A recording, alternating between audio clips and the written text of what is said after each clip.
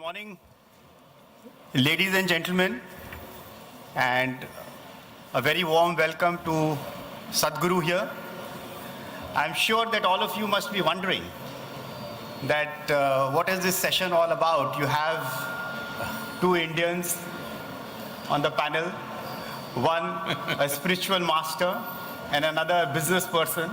And what are they doing here early in the morning at St. Petersburg International Economic Forum, which is all about economy, about business, about networking, and the topic is ambition to vision. I'm sure it is going to be a very interesting one. It will be participative. It will give you different perspectives in life, which is not only about business, because business has to be holistic. And so therefore this will give you a perspective which is different, where you can conduct your day-to-day life in business, in whatever that you do. I would like to start with the introduction of Sadhguru. Most of you know about him, you have read about him, you have heard of him on the YouTube and many other forums. He is a spiritual master, a motivational speaker, author, philanthropist. Sadhguru has spoken at the United Nations Millennium World Peace Summit in 2000 and has also addressed the World Economic Forum 4 years in a row from 2006 to 2009. A prolific author, he has penned over 100 titles in different languages. Sadhguru is a mystic and yogi who is one of the most revered persons in the world.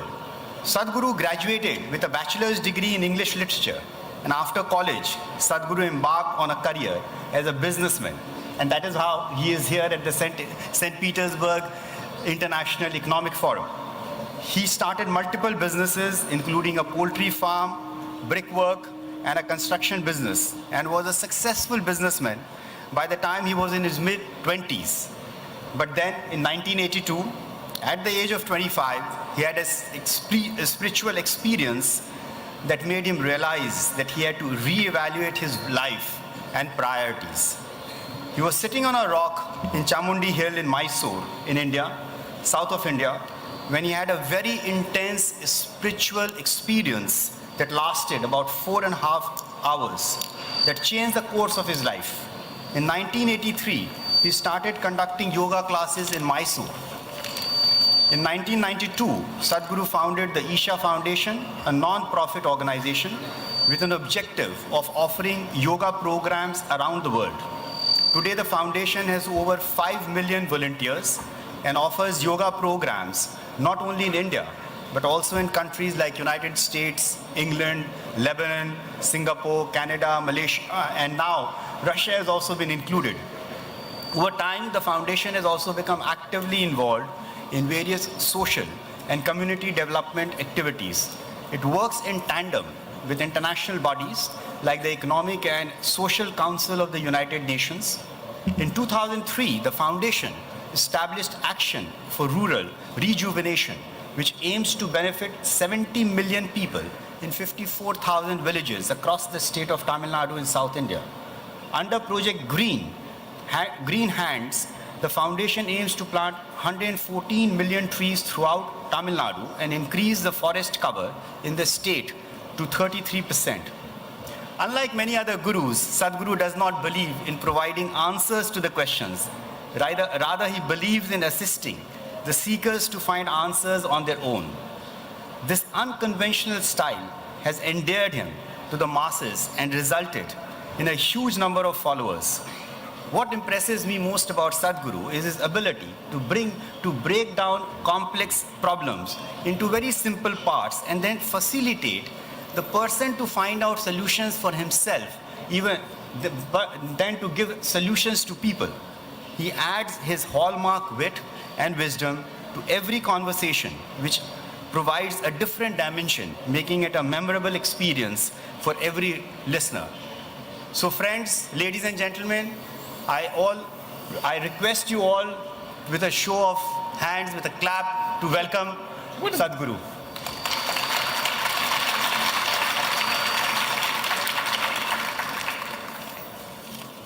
Sadhguru, I will start with some questions and let it be like a conversation. You can please give your views because we like to hear more from you than to ask questions.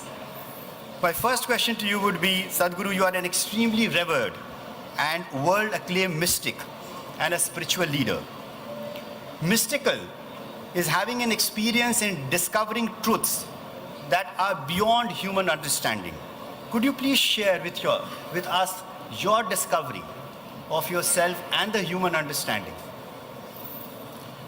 You're being very ambitious. This is about ambition to vision. Good morning, everybody. Hello, I said good morning. I thought you're not on talking terms with me already.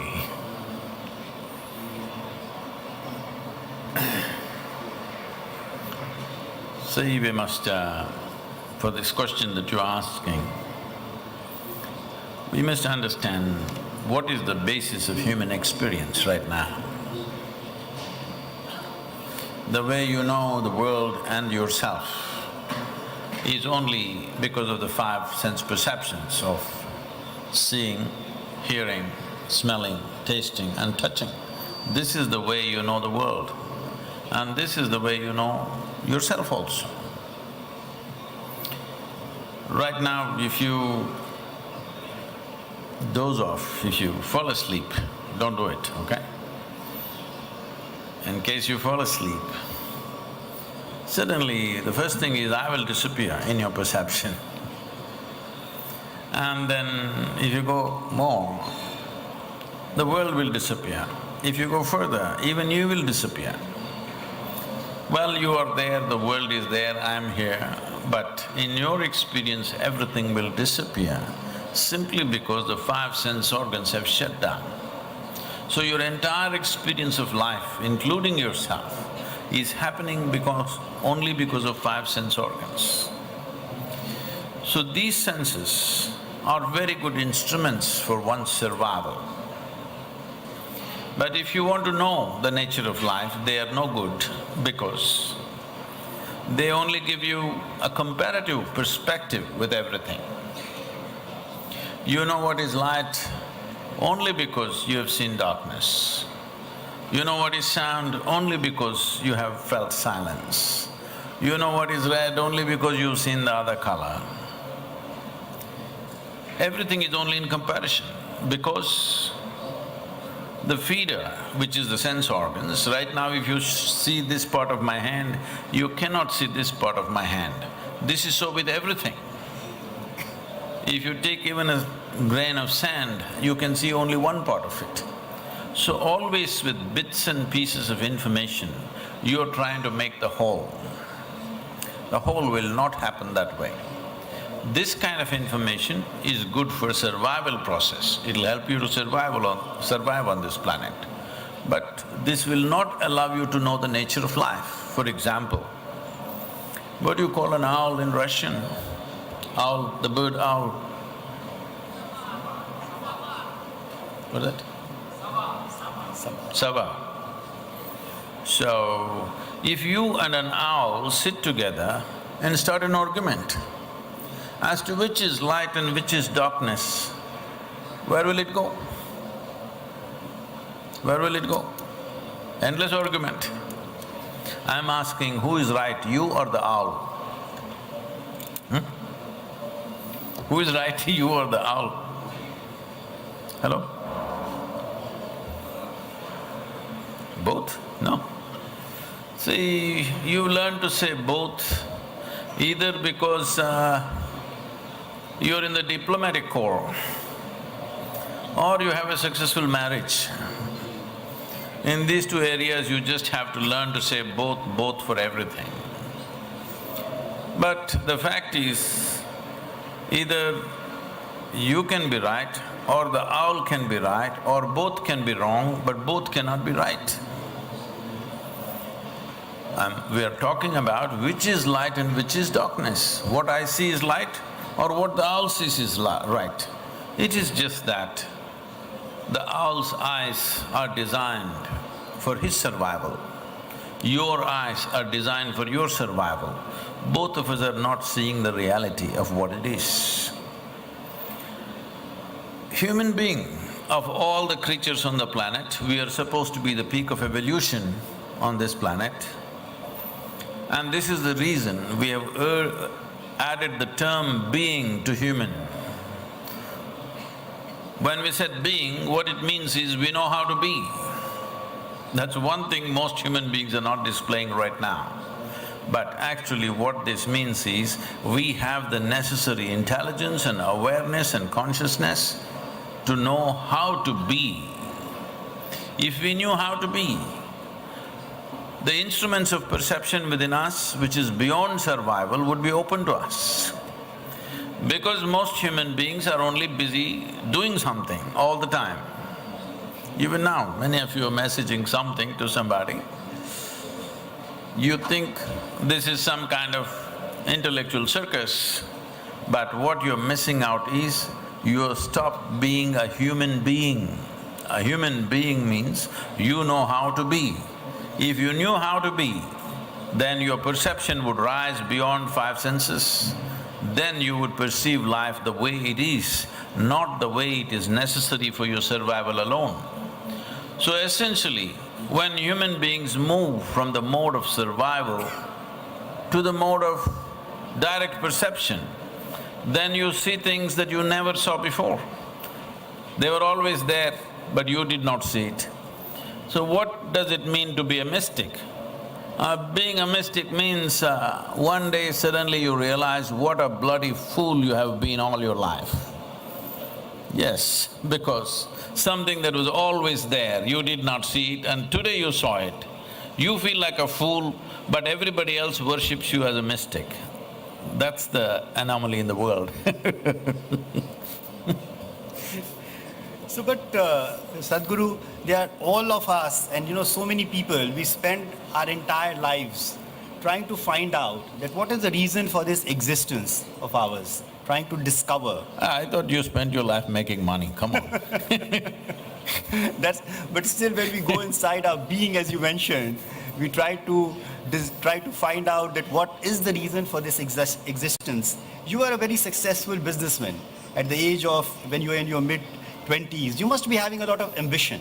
So what was it which converted your ambition into a vision, and you moved from being a business person into a motivational speaker, a mystic, the realization which you had?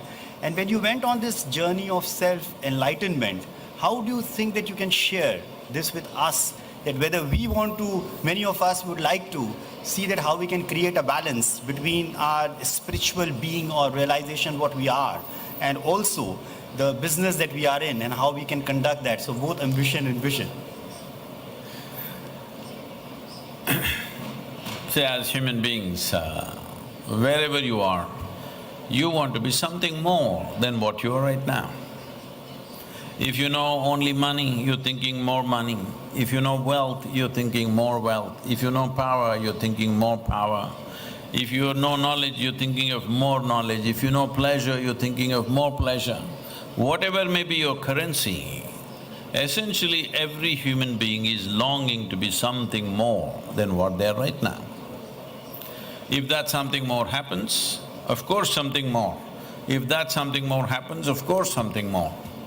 Suppose I make you, Hemant, the king of this planet. Now, don't look at me hopefully. I will not commit such a blunder. But suppose I make you the king of this planet, or the ladies, if I make you the queen of this planet, would you be fulfilled? Might look at how to be the emperor of Mars also. The solar system and the universe and the many galaxies, if you get 10 galaxies, the remaining another 1,000 galaxies. So it is in the very nature of human being wanting to expand. How much expansion will settle you for good? If you look at this carefully right now, you will see you want a limitless expansion. Or somewhere, there is a longing within you to become boundless. So once you understand your longing is not for more, Your longing is for infinite. You want infinite expansion, a tremendous goal. But through what means are you approaching this? Your desire is fantastic. You want to expand infinitely, it's a fantastic desire. But what means are you employing this to get there? Well, let's say you're driving your car, whatever, a BMW or a Mercedes or whatever, and you saw the moon and you felt like going there. Maybe sometimes the advertisements will encourage you, use your right leg a lot and you'll get to the moon. If you try very hard, you may go beyond the moon, but you will not get to the moon with a car. If you want to go to the moon, you need a completely different kind of vehicle. So right now, through physical means, I'm saying physical means because everything that you know through five sense organs, you can see, hear, smell, taste and touch only that which is physical in nature. When we say physical, the physical is possible in the universe only because of a defined boundary. If there is no defined boundary, there cannot be physical. We call this a physical body because there is a defined boundary. If you remove the boundaries of this body, it is no more physical in nature. Physicality, whether it is the smallest or the largest, there are boundaries. Without boundary, there is no physicality. Right now, as we looked at this, you have a longing to become boundless. This means you have a longing to touch a dimension which is beyond physical nature. Touching this dimension beyond physical nature is unfortunately today described by the most corrupted word called spirituality. Spiritual process does not mean looking up or looking down. Spiritual process means you touch a dimension beyond physical within yourself. Because once you touch a dimension beyond the physical, the longing to expand is gone because the boundaries are gone. Right now you imprison yourself and try to expand. You identify yourself with the limitations of your body and then try to expand. So the most fundamental thing that one has to do if they want to really go in this direction is, this is a fundamental process in the yogic process, is, first thing is, you do not identify with your knowledge. Because your knowledge, whatever it may be, if you have read the libraries on the planet, still your knowledge in cosmic scale, it is a minuscule. How much ever you know, it is just a minuscule. But our ignorance is boundless.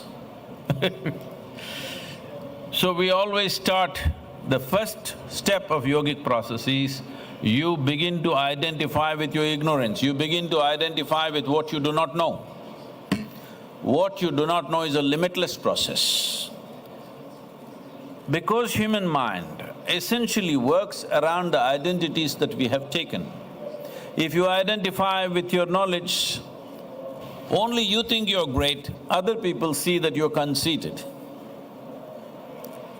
Because you have identified with your limitations, it looks like a great thing for you, but people around you who observe you closely, they see this is a big problem.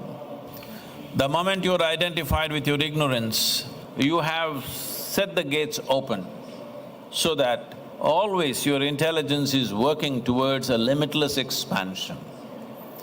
If you are looking at a limitless expansion, not incremental expansion, that is called vision. If you are doing a constipated version of that, that's called ambition. So that means that as people, they discover themselves, they develop themselves, then from ambition, which is having boundaries, they move into a boundaryless world, and that is vision. So would it be right in understanding it in simple terms like that, or it is too simple? See, it's like this, suppose we imprison you in a 5 by 5 cubicle. you will desperately want to become free from this. So tomorrow we will give you freedom into your 10 by 10 cubicle. You will feel wonderful just for one day. And again you'll feel horribly imprisoned. We will release you into a 100 by 100 cubicle. You'll feel great for 3 days. Again you'll be in the same condition. It does not matter where I set the boundary. The moment you realize there is a boundary, there is something within you which wants to break the boundary. There is something within you which doesn't like boundaries. So are you going to address it in installments and spend your life wasting your time thinking the next boundary is going to be the ultimate boundary? Or will you sit here and understand right now that whatever the size of the boundary, I will feel constrained? Once you understand this, you understand that you have to explore a dimension beyond physical, otherwise you will always be in some kind of boundary. Even the planet is a boundary, even the solar system is a boundary, even a galaxy is a boundary. There is something within you. When we were just walking, when the only mode of transportation were our legs, our 50 miles was like a limitless space. Once we started driving automobiles, 1,000 miles was like a limitless space. Once we started flying airplanes, 10,000 miles was a limitless space. Once Mr. Yogi came, now 1,000,000 miles is still not a limitless space, isn't it? So, it depends on your capability. As you get empowered, you find however large the boundary is, it is still a limitation. So only lack of empowerment gives you this thing that small boundary to big boundary is going to settle my problems. It is not going to settle. And because human life is a limited amount of time, if you go in these installments, nobody ever gets to infinite nature through installments. It is like counting 1, 2, 3, 4, 5 and one day I will get to infinity. No, you will only become endless counting. So this is the way of ambition, that you will become an endless counting and in the end, you still don't have the number that you want. So I think that basically when we are talking about the human boundaries and the way that we think about it, it's all limited by our thinking. Similarly now, on the planet, all the leaders about 10, 15, 20 years back, they started the drive towards globalization. And now we see that some of the countries are wanting to recoil and say that globalization is not the right thing to do. In our ancient scriptures in India, we have always believed in Vasudhaiva Kutumbakam. That means the whole world is one particular family. And globalization was talked about thousands of years back. Now there is a movement towards going back, looking within the country, just protecting the country and do de-globalization. So do you think in this particular world where we are talking about businesses, we are talking about human, to get unfettered and start thinking beyond boundaries, to go back and do de-globalization and get into their own countries with protection, is it a right thing, and how would you suggest that what should be the way forward? Can I tell you a story? There is a story in the yogic lore. A monkey slipped into somebody's house and found a jar full of nuts with a very narrow neck. So it put its hand and grabbed so many nuts. Tried to come out, the hand was stuck. All it has to do is drop a few nuts. But it's ambitious, not willing to drop those few nuts, pulled and pulled but the hand won't come out. Another senior monkey came and said, "You drop all the nuts, listen to me, just drop it." He said, "No." He said, "Just drop all the nuts, get your hand out." So he dropped all the nuts, got the hands out. Together, both of them picked up the jar and turned it around, all the nuts came out for them to eat. There is scientific evidence that monkeys are evolving. There is no such evidence about human beings. They keep going up and down. Because with a human being, nature has left a lot of it in our hands because we are the most conscious life on this planet. For all the creatures, nature has drawn two lines. For the human being, there's only a bottom line, there's no top line. So, are we going to just bounce like ping pong balls up and down, or are we going to rise? This is a question mark. So, individual human beings, when they're driving leadership situations, some will drive it up, some will drive it down. It doesn't matter what policies you're seeing today, political policies, which come from their own fear of maintaining their political powers and positions, of controlling borders, building walls, sanctions, variety of things to divide. All these things will fail simply because of technology. Because technology has no borders. Technology is going to go all over the place. And it doesn't matter, you think you belong to this nation, but your communication and your transaction, where it is in the world you do not know, okay? So, it is a certain phase. It is not that the world is moving back to control, no, it is not so. Well, when people who have been in a position of advantage, when they feel their advantage is slipping away, they are making some corrections, or so they think. But that won't last long. So globalization then is an irreversible process. So I think that that is not going to go back. And now with the age of internet and with broadband speed, that everyone wants things to be done instantaneously. And especially the new generation which is coming up, and the older generation, people are still grappling with and getting used to that instantaneous world. But whereas the new world, the new generation, they want everything because it is all SMSs, WhatsApp, internet. So the whole world is moving at that particular speed. And therefore, the ambition which the younger generation they have to achieve something very quickly and fast is also causing a lot of stress to people, because when they are not able to achieve, then they have despondency, they become depressed, they commit suicides, or they get into drugs and drinking.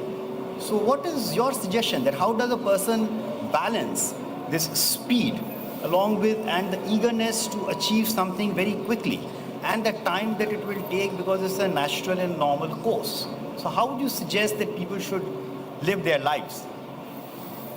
See, one thing is very clear, because of this online globalization, even if physical boundaries are still not removed, on the net it is globalized. Because of this, you will see across the world, youth, particularly below 25 years of age youth, you will see a whole lot of them are not ambitious in the sense that your generation was. They are not thinking, what can I do for myself? They like to anyway wear their trousers torn. They're not thinking of, expensive clothing. They just have to buy an old pair of trousers and tear it up and it's pretty fashionable. So they are always thinking about these days, their aspiration is how to make a difference. This is a significant change in the world. You will see the younger generation is not thinking about how to make a living, they are thinking about how to make a difference, because when you were growing up, making a living was a huge challenge. Now making a living is not a challenge at all, and further, in the next 15–20 years' time, you will see making a living will not even be a challenge for most human beings on the planet. I hope that happens very quickly for the whole world. When making a living is not a challenge, you will see the human focus is towards they want to make a difference. Well, this wanting to make a difference need to be curated over a period of time. There is a lot of wild ideas there, but I think they will trim themselves as time goes by, as practical and impractical is sieved through. things will happen. But you will see among the youth, a whole lot of youth are thinking how to make a difference, not how to earn a living, which is a very positive change. This means the world is moving towards definitely from ambition to vision. So we see that in the next generation and as we go by the years, because also there's a theory that everything on this planet is available in abundance, so there's no shortage. So therefore the business, economics, the way that people conduct their businesses and they plan that, because earlier the planning used to be always there that there are shortages and how to deal with it. So therefore the economics and the pricing policy used to be very different. But if you talk about a world where there are no shortages, there is a lot of abundance, then the pricing policy, the business mechanics and dynamics will also be very different and will change. So what is your view about this world which is of abundance, or are there shortages, or are we not being able to utilize the resources in a proper and optimized way?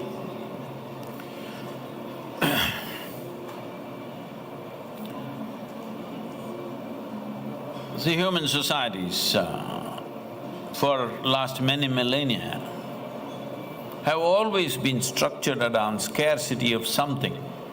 Scarcity of food, scarcity of housing, clothing, all the things that we normally need on a day-to-day basis, always it's been scarce. In any given society, everybody having access to all of it is rare. Always one set of people have access to it, another set of people don't have access to it. Well, these entire philosophies of economics, of communism, other things came up because of haves and have-nots. If there was no haves and have-nots, no such philosophy would be needed, because the number of have-nots were overwhelmingly more than the number of haves. That is why this some kind of balancing act became a necessity. So, if abundance comes, what becomes most significant is responsible usage. That is what becomes most significant aspect of human life. Everything is available in abundance, but how do we use it? Responsible usage becomes the key element, which is what we are trying to work towards, responsible usage of everything. Right now on 5th of June, worldwide we are launching a campaign on ban on single-use plastics. Plastic, though it's one of the most phenomenal material that we have created, which can be recycled over 1,000 times if you wish, or 1,000,000 times if it's properly maintained, unfortunately has become the scourge of this world. Today people are saying, I don't know if the statistics are right, but it could be somewhere near that. They're saying by 2050 there will be more plastic in the oceans than the fish. So, irresponsible usage has happened with abundance, but a time has come where responsible usage will become the key. Only then abundance will pay very positive dividend. I think definitely that awareness is beginning to happen. Not fast enough, it's never fast enough, but it's beginning to move in that direction. So one simple thing we are looking at is responsible usage. When I say responsible usage, I'll tell you how simple the problem is and how complex it is at the same time. I have been assembling a group of people, which we will be approaching shortly in a month or two with all the data and solutions. For example, the bottles, the PET, this is glass bottle, this is very nice. The PET bottles, the plastic bottles, we produce 500 billion, that is 500 billion bottles a year. We use them, throw them, and next year again we produce 500 billion more bottles. Some of the large companies, let's say Coca-Cola, for example, it's very easy to recycle this bottle, but there is a paper label, a label, Coca-Cola written on it. That paper label is a problem. When you want to recycle, you are supposed to remove that label. How do you remove that? In India, women and children are employed to remove those labels for recycling. but in the rest of the world there is no such labor force. So if you recycle with the paper, the plastic gets downgraded, it can't be used as a bottle again. All you have to do is print that Coca-Cola with a biodegradable dye directly on the bottle. It's a very simple thing. But that simple thing won't be done till you put sufficient amount of pressure. This is the kind of challenges we have in the world. They're very simple. Responsibility, if it comes, responsibility is a key word for the future. I've been openly declaring this. This entire movement, that what I'm doing in the world is a movement from religion to responsibility, from looking up for solutions to looking inward for solutions, both for our own individual solutions and the solutions for the world. It's time we looked at ourselves as more responsible creatures because abundance is coming. If along with abundance there is irresponsibility, then that's going to be disastrous. So that is the key element we need to change, a more conscious way of existence. So I think that it makes, as we understand what you are mentioning and saying, that it makes more sense for businesses to make their models more responsive, more responsible, and seeing that how they are in a position to contribute towards also the development of the society and not to damage that. So a balance is very important, but that is where it is a very difficult task, because a balance for someone may be different from the perspective of balance for someone else. So what are the simple solutions that you would provide for balancing the life for a person, both from the perspective of the business and also being responsible to society and to be in a position to contribute in a positive manner? So I wouldn't encourage you towards balance, because everybody will claim that they are doing a balanced thing. That's not the solution. For example, I said this, bottle example. It doesn't take a genius to understand that paper and plastic will not mix in recycling. Why is it that I have to point this out to you? Why is it that you do not know? Is it because you lost the balance of your mind? So everybody's talking about, we used coal, then we used oil, then we used something else, nuclear, and now we are saying, oh, solar is the solution. Why? We have always been a solar-powered life. The very planet is solar-powered. Why is it that we are not looking at it? We have to go through this entire process of destruction, and then when our life is threatened, we will look at it. Does it take a genius to understand that right now, you have just come out of winter in Russia into summer? Does it take a genius to understand this heating is provided by solar energy? Hello? Does it take some kind of a scientific genius, or any sensible man, if he looked up, he knows he wants the sun to come up and it makes a difference? So the only thing was technology of converting that into usable force. That's all that was needed. It would not have taken 150 years for us to recognize this. Recognition would have happened, the first ray of light after winter, you would have known, isn't it? Everybody knew. How to make it into technology may take certain amount of time. So what we need is not balance. What we need is clarity of vision, that we see things for what they are. Well, it may take some time to develop those things, that's fine. But we must see things clearly as they are, isn't it? Is it very difficult to understand that you and me and everybody else here are just a piece of this planet right now sitting here? Hello? Or do we have to bury you? Only then you will understand you're a part of the planet. Which way is it? But most people understand only when you bury them. Till then they won't understand. That's a problem. So what is needed is clarity. Once we have clarity, action will take some time, that's okay. So as they also now talk about the God's particle and the quantum biology on matter, energy, so, and there are a lot of theories which are going on, a lot of theses which are being written on it.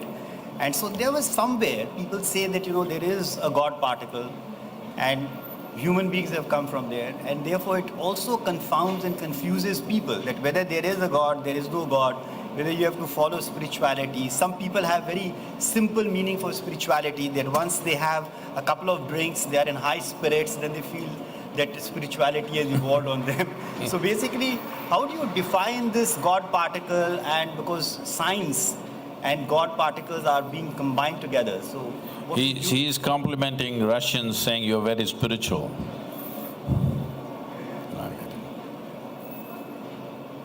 No. You get it. So, as I already defined this, what you're referring to as spiritual is a dimension beyond the physical. Is it true, as you sit here, everything that's physical about you, you gathered from outside? Is that true? Hello? I'm asking all of you. This physical body is just the food that you've eaten. The food that you've eaten is just a piece of this planet, isn't it? You gathered this slowly, you did not drop from heaven just like this. So what is physical about you is an accumulation from outside. Whatever you accumulate, at the most you can claim it is mine. You cannot say it's me. So if you know you gathered physicality, you must be something more than that. That something more unfortunately got labeled as spirit, all right? So that's gone distorted and now it's stored in a bottle, I understand that. But if you touch a dimension beyond physical nature within yourself, this is a spiritual process. Spiritual process does not mean looking up, because first of all, I want you to understand, we are on a round planet and the damn thing is spinning all the time. If you look up, inevitably you're looking up in the wrong direction.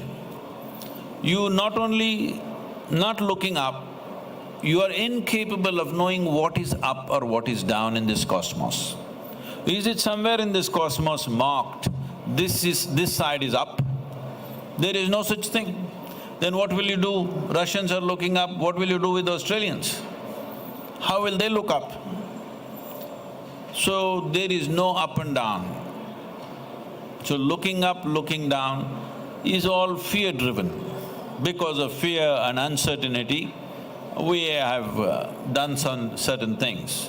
Talking about the God particle or the Higgs boson, as it's called, it's it's a bose from your state, but it's become a boson, what to do?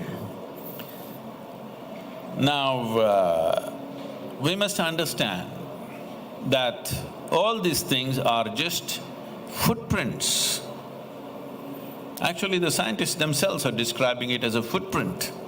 They've not seen the real thing, they only see the footprint. I must tell you from my experience, when I was in the university, I volunteered to do tiger census in the southern Indian forests. Every year there's an opportunity like this that along with the forest department, they will give you a certain area where you go and count the number of tigers in the forest. It's a very interesting affair for a young person. So I went there, spent a few months in the jungle. All we saw is the pug mark. By reading the pug mark, taking the image of it, size of it, we say, okay, it is this same tiger walking in two different places. By looking at another pug mark, we say, okay, this is a male tiger, this is a female tiger, like this we go about. It doesn't matter how many hundreds of pug marks you have seen, when you face the real tiger, all these pug marks vanish from your head. That's the experience. So it doesn't matter how many footprints of these things, creation and the source of creation you have seen, when you encounter the real thing, all this will vanish. It will, believe me.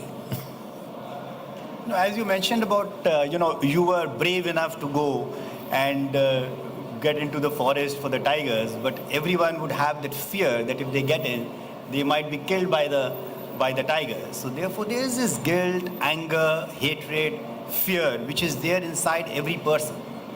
And you have also mentioned in your books, and also when you have had discussions with people and taken classes, how to manage this guilt, anger, hatred, fear. Is it coming out of some kind of a deep down, something which is disturbing people, it's insecurity, and how to overcome that? Now you're becoming very European. Because this whole psychoanalysis, you're trying to analyze your problems. There's a simpler way to look at it. It's just this. If your mind took instructions from you, I'll repeat this again to all of you. If your mind took instructions from you, would you keep this mind joyful or miserable? You must choose right now, I'm going to bless you. Joyful, isn't it?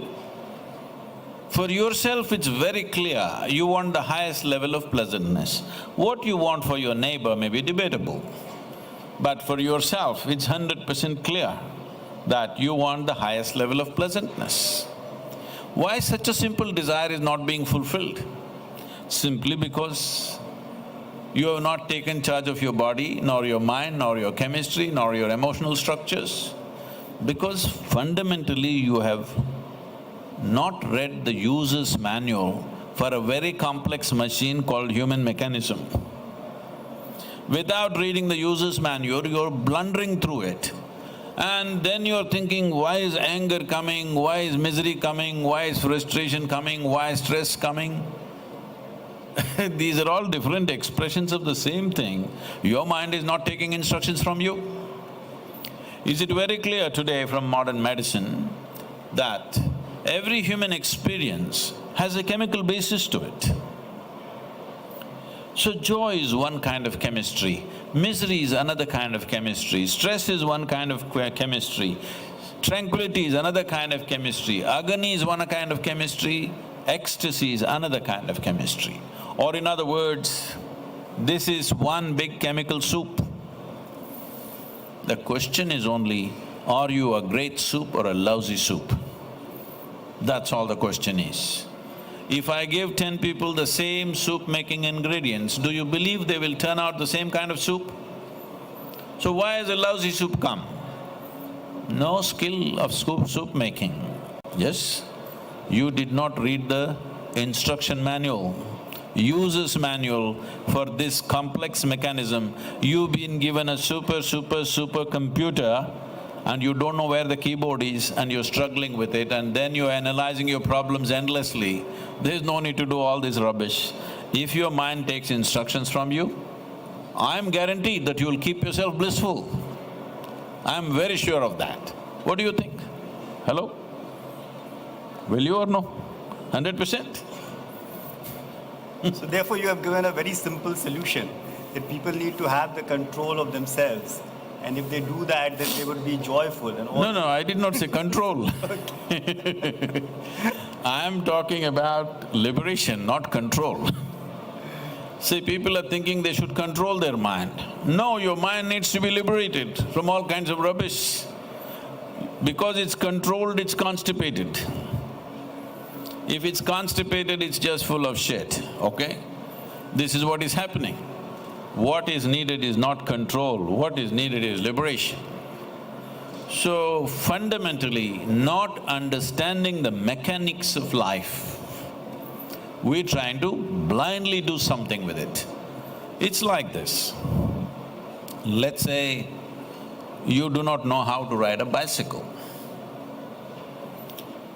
These days, bicycles are all in single stand, but you remember during your time there was a stand where the back wheel is up. So you sat on a bicycle and just pedaling a standing bicycle. But suddenly it came off the stand and started rolling. Stressed out or no? Yes, because you don't know how to ride. It started moving faster, fear or no? It started going very fast, terror or no? Yes. But if you knew how to ride the bicycle, faster it went, more wonderful it is. Right now that's the whole thing with people. If life doesn't happen fast enough for them, they are frustrated. If it happens faster, they're terrorized. Tell me what's the solution? Tell me one thing that human beings are not suffering. If they are poor, they're suffering their poverty. You make them rich, they suffer the taxes. If they're not educated, they suffer that. Put them to school, non-stop suffering. They're not married, they suffer that. Get them married. I did not say anything, ladies are laughing.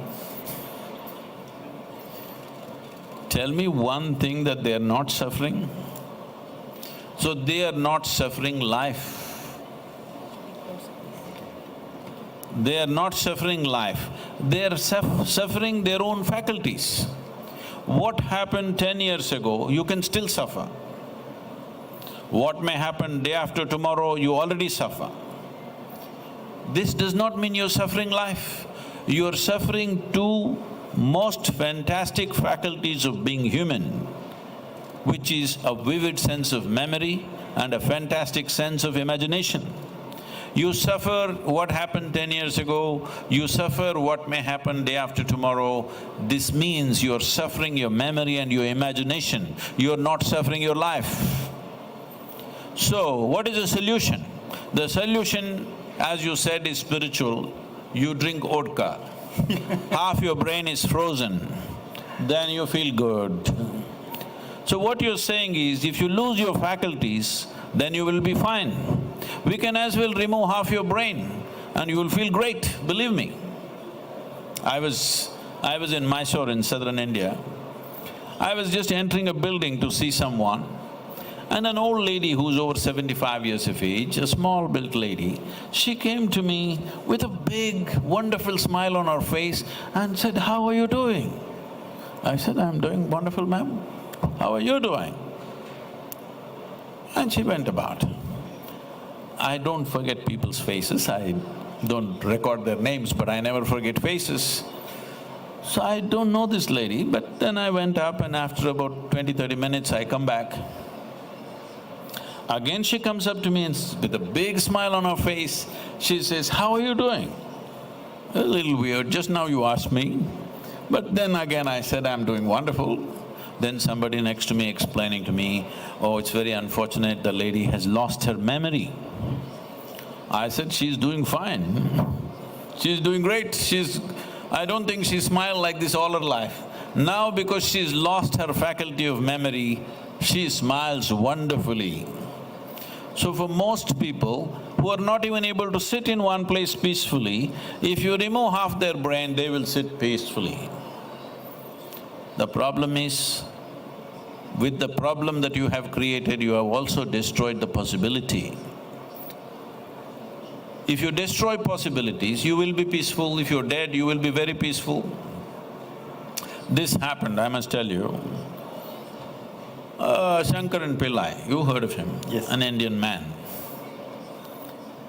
Met his friend from 25 years ago in the university, suddenly they met after 25 years. So he invited him home for dinner. The friend came for dinner and Shankaran Pillai's wife was serving the dinner. Every time Shankaran Pillai needs something, he refers to his wife as my honey, my sweetie pie, my darling and cuckoo, my bobobo, my bulbul, whatever. I don't know what you say in Russian. Then after the dinner is over, the friend is leaving and the friend said, "You are having an amazing life, aren't you?" Shankaran Pillai said, "What are you talking about?"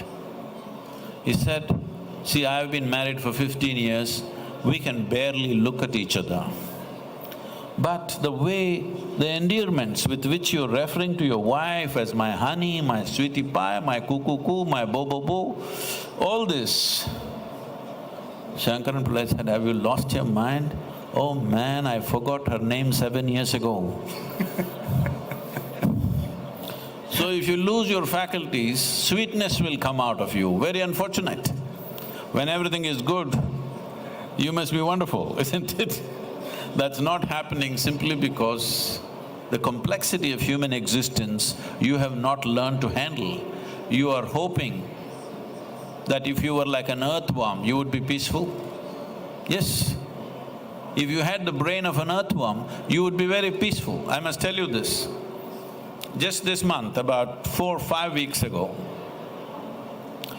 a television anchor in southern India committed suicide by jumping off a 5th floor window. She fell and she died. Young woman, just 34 years of age. She left a note, "I hold nobody responsible for my death." And in block letters she wrote, because this went viral on the Indian television and everywhere, she wrote in block letters, "My brain is my enemy." These are her words. Your brain is the greatest gift you have, is your brain right now. But your brain is your enemy simply because you did not read the user's manual, how to use it. This is why inner engineering.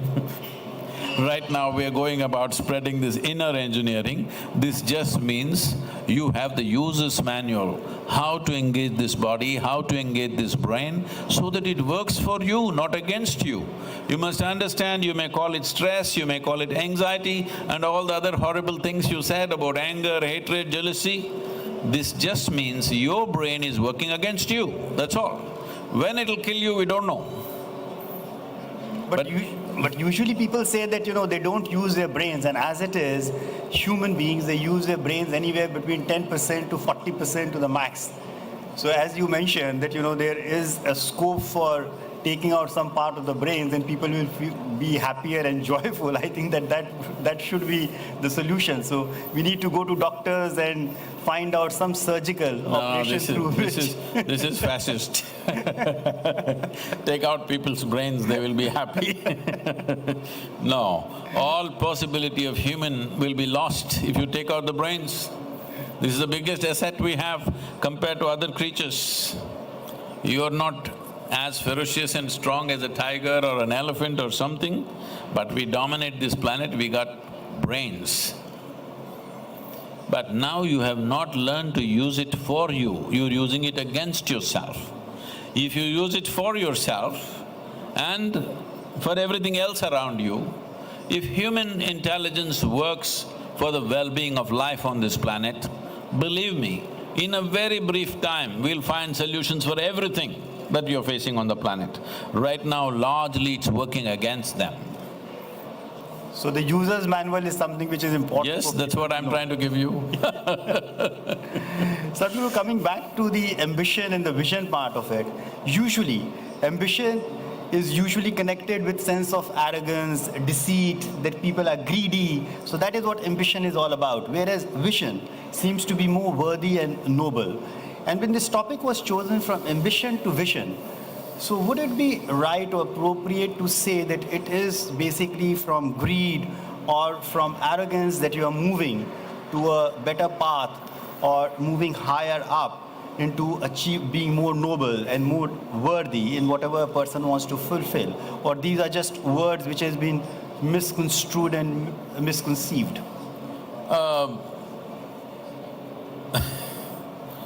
People who think they are noble and they are morally right and correct are the most conceited people on the planet. Those who think they are very good are insufferable, you can't even be with them. So, essentially, let's define ambition and vision like this. Ambition is exclusive, vision is inclusive, that's all. Do not go into any other qualities. It is inclusive, and inclusiveness is everything. Inclusiveness is not a philosophy or an ideology that I took up or you take up. This is the nature of life. When you breathe, you are including, you cannot help. Right now, you may not like somebody who's sitting here, but unknowingly what they're exhaling, you're inhaling, isn't it? There's no problem. There's no problem with life. Exclusivity has come only on the level of your intellect. Rest of the life has really no issue about exclusiveness. Rest of the life is anyway inclusive. Everything about life is inclusive. Only your intellect is exclusive, Because you have forgotten how to use your discriminatory intellect. When I say you've forgotten how to use your discriminatory intellect, if I ask you a question, would you want your intellect to be sharp or blunt? You must choose, I'm going to bless you right now. You want your intellect sharp or blunt? Hello? Sharp. So you understand your intellect is like a knife, it's a cutting instrument. Knife is good to cut, knife is good to dissect, knife is good to open up things. But suppose this is the only instrument you have. Even when you want to sew something, you use your knife to sew instead of a needle. Then what you leave is tatters. This is the human condition right now.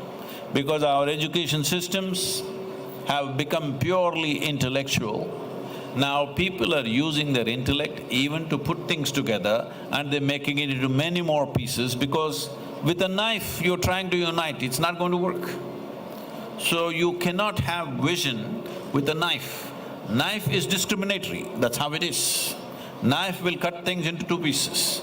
Knife will not make two into one. It cannot do, that's not the instrument. There are other dimensions of intelligence within the human being which have never been made use of, which have never been addressed by majority of the people.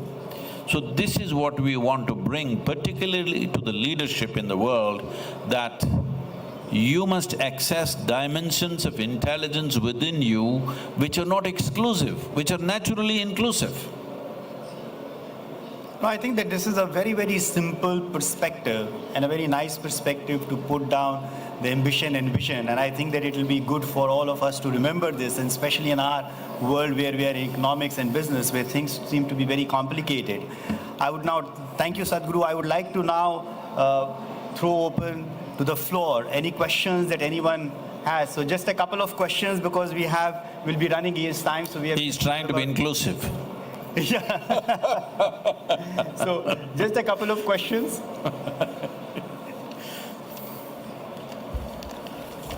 Hello. Hello. Thank you very much for being here, and thank you for your interesting story. My question would be rather personal. When you find your vision, when you are on the route to your vision, to finding your vision, sometimes you're already there and you see people around you who are seeking for the same thing. So in a way they are asking for your help. And you help them and you talk about these things and you refer for these people to somebody like you for more knowledge about this. But also you see people around you who are not asking for that help, but you can see that they desperately need that. Do you think that it's better to leave them in peace and be as they are before they find this need in them to go for help? Or do you think that we should pursue them to find this help?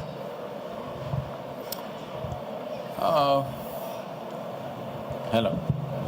Okay. See, it's not always a question of whom you can help and you cannot help. It is just that you are a life first, then a mind. Is that so?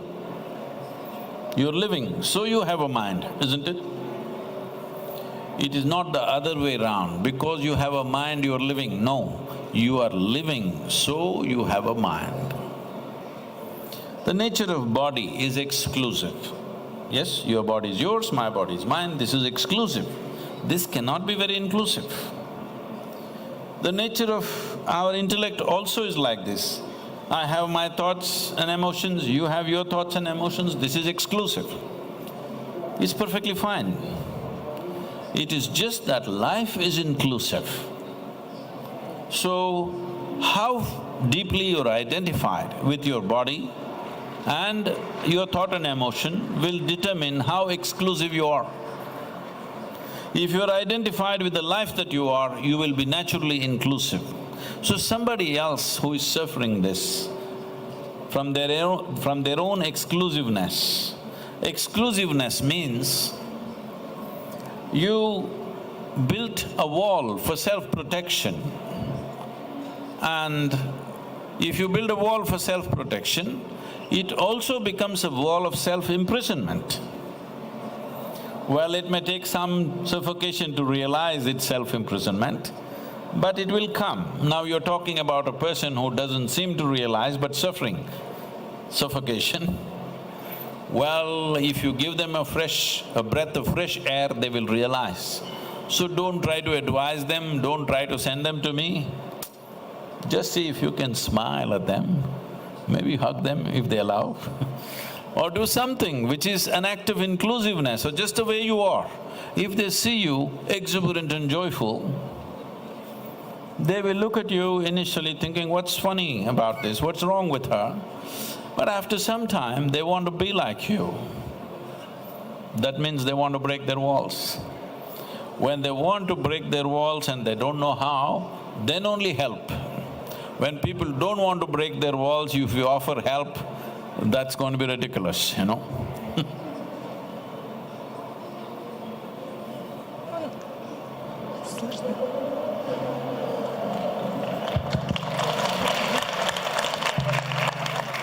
Yes. Sadhguru, namaste. Я очень рада. I'm very happy to see you here. It is wonderful that we can listen to you and talk to you. We are talking about ambition. An ambitious man, as a rule, has a very big ego.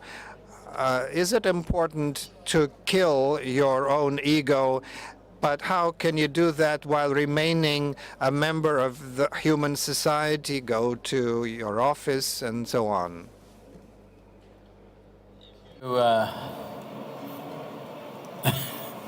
If you show me your ego, I'll kill it right now. Do you know where it is? No, I don't know, but I still feel the body and… That's it. So you don't know because you have never seen it. You've assumed it because ego is a fall guy. You know what's a fall guy in Russian? What's a fall guy? No? You need somebody to hang. So whenever you do wonderful things, who did it? I did it. Whenever you do something nasty, who did it? Mr. Ego, he did it. So you are working towards becoming a schizophrenic. This one thing you must fix. Within this, there is only one person. This is an individual. An individual means he's indivisible. That means he's not further divisible. You must decide right now, is there one person or two people inside? Only one person? Yes. That means you're healthy. If there is more than one person, it means you're either schizophrenic or you're possessed. You need either a psychiatrist or an exorcist. There is only one person here. Sometimes this person is wonderful, sometimes this person is nasty, sometimes he's absurd, sometimes he's intelligent. This is what you're seeing. So because you saw four different qualities, if you give it four different names, you will become sick. So you must see this. If you see, I'm being nasty, would you correct yourself? You definitely will. But if you see Mr. Ego is being nasty, well, you can never fix that guy because he doesn't exist. So don't invent these words, these are all Indian inventions. In India we have 1,000 identities within you. Don't get into that mess, there is only one, just you. You and you alone. If you do wonderful things, it's you. If you do nasty things, it's you. If you're feeling fantastic, it's you. If you're feeling horrible, it's you. If you fix this one thing, that you are responsible for everything that you are, you will see 90% of your problems will disappear. Remaining 10%, I can take care of it for you. So thank you Sadhguru. Thank you for such insightful conversation and also making things so simple for people, for people to be in a position to follow it. And thank you, everyone. Thank you, friends, ladies and gentlemen. It was a great morning, and I hope that you all enjoyed it and got different perspectives on life. Thank you.